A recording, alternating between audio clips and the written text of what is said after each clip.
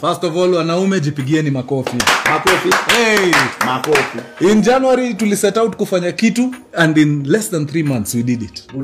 Yo big 6 round table. Maze, hiyo kitu ilipigwa. Ilipigwa. Ilipigwa.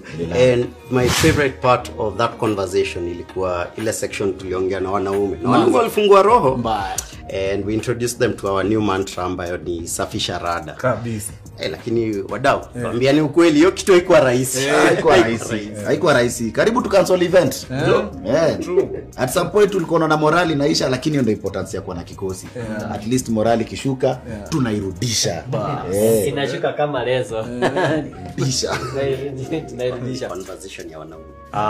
But that right there is the spirit of brotherhood. And that's why we want to extend it to other brothers. Yes. Ndio hata wajumuke. Last Valentine's kulikuwa na men's conference deadly sana mlifanya.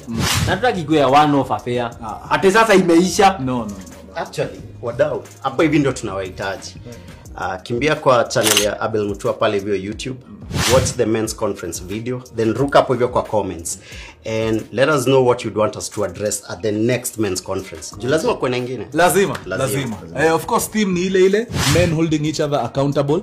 So, tukutane hapo kwa comments mtu yangu. Link na kuwekea hapa chini, au sio? Maze ground haiko sawa. Rada ni chafu. So lazima tufanye nini?